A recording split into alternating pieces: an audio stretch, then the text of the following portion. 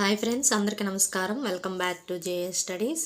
Friends, ఇవాల్టి video వచ్చేసి try methods సంబంధించిన ఏపీ టెట్లో ఫిబ్రవరి మంత్లో టెట్ ఎగ్జామ్ జరిగింది కదా. సో ప్రీవియస్ పేపర్స్ అనేది ఈ వీడియోలో మనం ఒకసారి చూద్దాం. ఈ ప్రీవియస్ బిట్స్ చూడటం వల్ల మనకి అంటే బిట్ ఏ విధంగా అడుగుతున్నాడు, ఎక్కడి నుంచి ఎక్కువగా టచ్ చేస్తున్నాడు, ఏ ఏరియా నుంచి ఎక్కువగా వస్తుంది అనేది మీకు ఒక అవగాహన ఉంటుంది. కాబట్టి ప్రీవియస్ బిట్స్ కూడా మనం ఒకసారి చూసుకోవాలి. ఓకే ఫ్రెండ్స్, లేట్ చేయకుండా వీడియోలోకి వెళ్దాం. మీరు కానీ నా వీడియో ఫస్ట్ టైం చూసినట్లయితే ప్లీజ్ వీడియోని లైక్ చేయండి, షేర్ చేయండి, సబ్స్క్రైబ్ చేసుకోండి నా ఛానల్ని. ఓకే ఫ్రెండ్స్, ఫస్ట్ బిట్ చూద్దాం. గణితం అంటే పరిమాణ శాస్త్రం. ఈ నిర్వచనాన్ని ఇచ్చిన వారు ఎవరు అని అడిగారు. సో ఈ గణిత నిర్వచనాలకు సంబంధించి కూడా ఒక వీడియో అనేది చేయడం జరిగింది. ఆ వీడియో ఎవరైనా మిస్ అయ్యింటే ఆ వీడియోని కూడా చూసేయండి. గణితానికి సంబంధించిన నిర్వచనాలు కూడా వీడియో చేయడం జరిగింది, గమనించాలి. గణితం అంటే పరిమాణ శాస్త్రం. ఈ నిర్వచనాన్ని ఇచ్చింది వారు ఎవరు అని అడిగారు. Aryabhatta, Srinivasa Ramanujan, Auguste Comte, Aristotle. So answer వచ్చేసి అరిస్టాటిల్, 4th వన్. నెక్స్ట్, ఏ వృత్తికి చెందిన వ్యక్తి అయినా గణితాన్ని ఏదో విధంగా తన నిత్య జీవితంలో ఉపయోగించుకుంటాడు. ఈ ప్రవచనం కింది ఏ విలువకు చెందినది? ఏ వృత్తికి చెందిన వ్యక్తి అయినా గణితాన్ని ఏదో ఒక విధంగా తన నిత్య జీవితంలో ఉపయోగించుకుంటాడు. ఇది ఏ విలువకు సంబంధించింది అని అడుగుతున్నాడు. సాంస్కృతిక విలువ, ప్రయోజన విలువ, క్రమశిక్షణ విలువ, సన్నాహ విలువ అని అడుగుతున్నాడు. సో ఆన్సర్ వచ్చేసి క్రమశిక్షణ విలువ, 3rd వన్. నెక్స్ట్, తగినన్ని మూర్త ఉదాహరణల సహాయంతో ఒక సూత్రాన్ని రాబట్టడం లేదా ఒక విషయాన్ని సాధారణీకరించటం.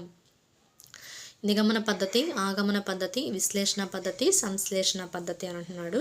సో ఇది ఆగమన పద్ధతి అనమాట. తగినన్ని మూర్త ఉదాహరణల సహాయంతో ఒక సూత్రాన్ని రాబట్టడాన్ని ఇది ఆగమన పద్ధతికి సంబంధించింది. నెక్స్ట్, బోధన అభ్యసన కృత్యాలలో వీటి వలన విద్యార్థుల్లో తార్కిక ఆలోచన, అన్వేషణ శక్తి, సమస్య పరిష్కార సామర్థ్యాలు మొదలగున్నవి అభివృద్ధి చెందుతాయి. బోధన అభ్యసన కృత్యాలలో గమనించాలి. బిట్టు బాగా ఒకసారి గమనించండి. బోధన అభ్యసన కృత్యాల్లో వీటి వలన, ఈ క్రింది వాటిలో ఏదో విద్యార్థుల్లో తార్కిక ఆలోచన, అన్వేషణ శక్తి, సమస్య పరిష్కార సామర్థ్యాలు మొదలైనవి అభివృద్ధి చెందుతాయి. దేని ద్వారా అంటే బోధన ఉపకరణాల ద్వారా. So answer is 1. నెక్స్ట్, విద్యా ప్రణాళికలోని పాఠ్య విషయాలను ఒకదానితో ఒకటి అనుసంధానించి బోధించటం. విద్యా ప్రణాళికలోని పాఠ్య విషయాలను ఒకదానితో ఒకటి అనుసంధానించి బోధించటం అంటే సహసంబంధం అనమాట. Answer is 4th one. Next bit చూడండి. యూనిట్ పాఠ్య పథక నమూనాను ప్రతిపాదించిన వారు ఎవరు? యూనిట్ పాఠ్య పథక నమూనాను ప్రతిపాదించిన వారు ఎవరంటే professor Morrison. Answer is 1st one. Next, ఇది జ్ఞానాత్మక రంగానికి చెందినది కాదు అన్నాడు. జ్ఞానం, అవగాహన, వైఖరి, వినియోగం. జ్ఞానాత్మక రంగానికి చెందినది కాదంటే వైఖరి అనమాట. నెక్స్ట్, సాంఘిక పరిసరాలలో 3rd వన్ ఆన్సర్. సాంఘిక పరిసరాలను ఇష్టంగా నిర్వహించి అనుభవపూర్వక కృత్యాలతో కూడిన ఉండేదే ప్రాజెక్ట్ అని నిర్వచించిన వారు ఎవరు? ప్రాజెక్టుకి సంబంధించిన నిర్వచనం ఇచ్చినారు చూడండి. సాంఘిక పరిసరాలలో ఇష్టంగా నిర్వహించి అనుభవపూర్వక కృత్యాలతో కూడుకొని ఉండేదే ప్రాజెక్ట్ అని నిర్వచించిన వారు ఎవరంటే స్కిల్ ప్యాట్రిక్ అనమాట. Answer is 1. నెక్స్ట్, నినాదాలు, కరపత్రాలు, కవితలు మొదలైన రచనలు చేయడం ఈ విద్య ప్రమాణం క్రిందకు వస్తాయి. నినాదాలు, కరపత్రాలు, కవితలు మొదలైన రచనలు చేయడం ఈ విద్య ప్రమాణానికి క్రిందకు వస్తాయి. అంటే ఏ విద్య ప్రమాణం అంటే ప్రశంస విలువలు. Answer is 1st one. Next, సమస్య పరిష్కారంలో అనుసరించబడని దృక్పథం ఏది?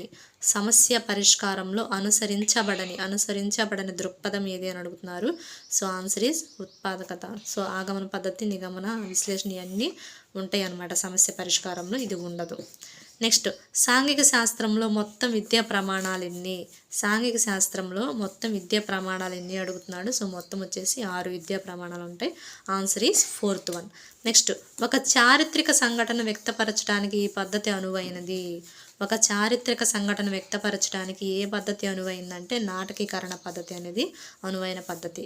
Answer is 3rd one. Next చూడండి. మ్యాథమెటిక్స్ అనే పదం మ్యాథ్ మరియు టెక్నిక్ అనే 2 గ్రీకు పదాల కలయిక ద్వారా ఏర్పడింది. ఇందులో మ్యాథ్ అనగా ఏంటి అని అడిగారు. సో సూక్ష్మ పద్ధతి, నేర్చుకోవడం, అమూర్త భావన, దృక్పథం.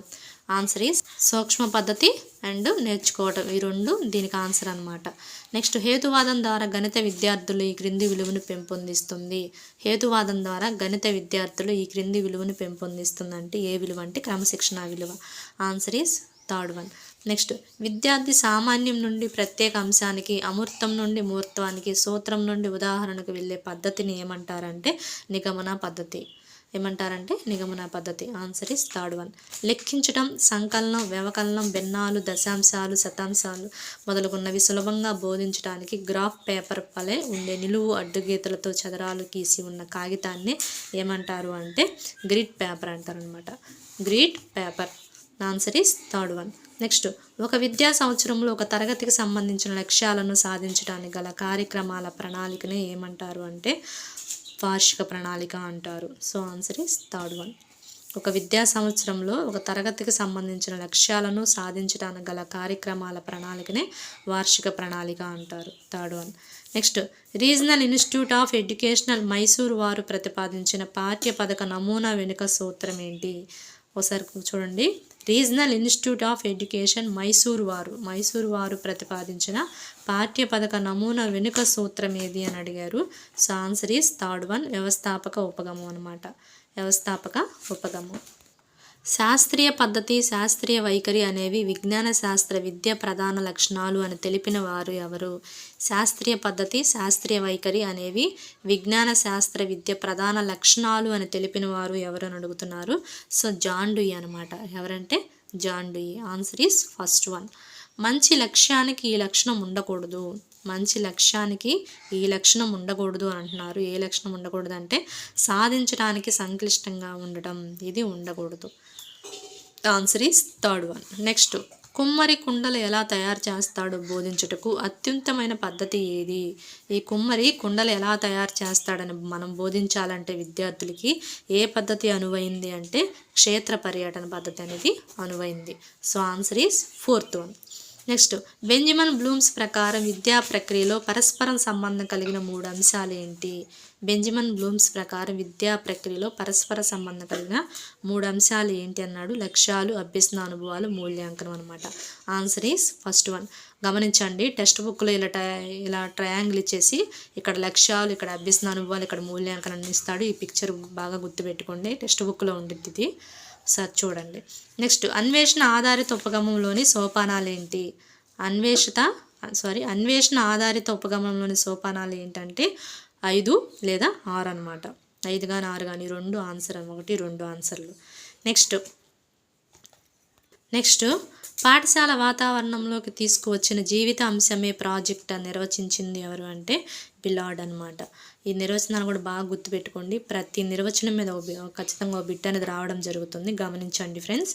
పాఠశాల వాతావరణంలోకి తీసుకొని వచ్చిన జీవిత అంశమే ప్రాజెక్ట్ అని నిర్వచించింది ఎవరంటే బిలార్డ్.